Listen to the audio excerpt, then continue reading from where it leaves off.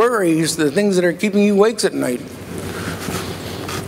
We could talk about metaphors forever, but I ask you, if you want to understand these people who are like us, these people that we studied, there's a number of great books, but there's a book, go online, it's called Metaphorical Selling, or Metaphorically Selling. And it explains the entire process of how you can explain almost anything, no matter how complex, to almost anyone, if you can figure out the metaphor. It's like this.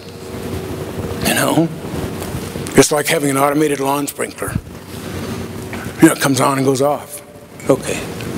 So in any event, if you sum up what is identify, individualize, and interact, the add sum total is influence.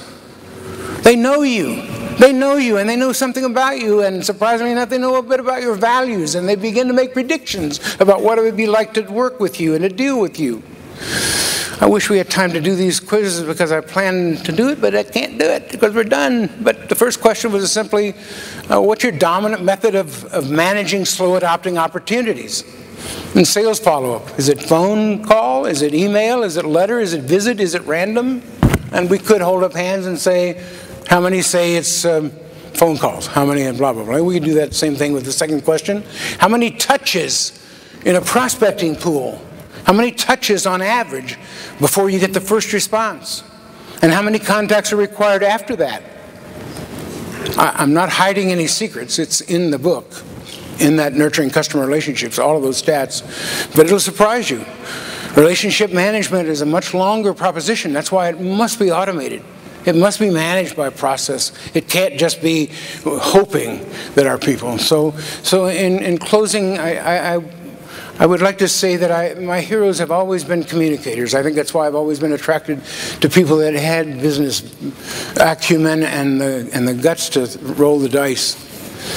But the great communicators in my life started with Winston Churchill. I heard him on an old stand-up Crosley in a shack in my farm in Kentucky. But my dad was a avid historian, and he believed that Churchill was the future of the world, and so I heard every speech he made during the Second World War, and I never forgot him. One of the most powerful and moving speakers I've ever heard. And then, you know, they just kept coming. Martin Luther King came and blew me away, and John Kennedy, and Ronald Reagan. I mean, these people moved whole continents just with the power of their belief and the passion that they brought to this thing. And the day that I guess of all of my heroes that I deeply most remember is Mahatma Gandhi. If you measure the value of a man or a woman by what they accomplished in life, you got to look at Gandhi.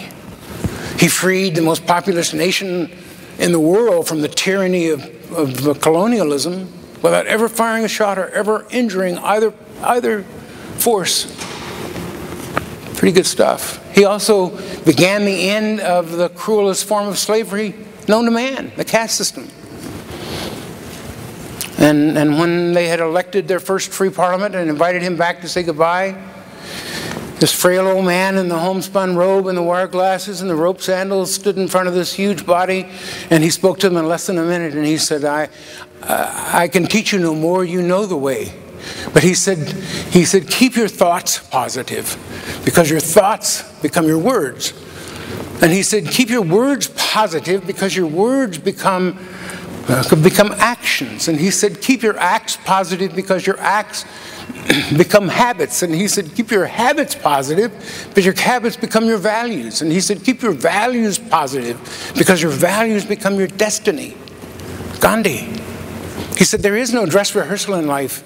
This is a day given us. And he said, based on the passion for our work and the willingness to communicate the value of our work, we can change our world over and over again. Gandhi. So my wish for you and my hope for you is that you are forever gazelles. And thank you so much for spending the hour with me today.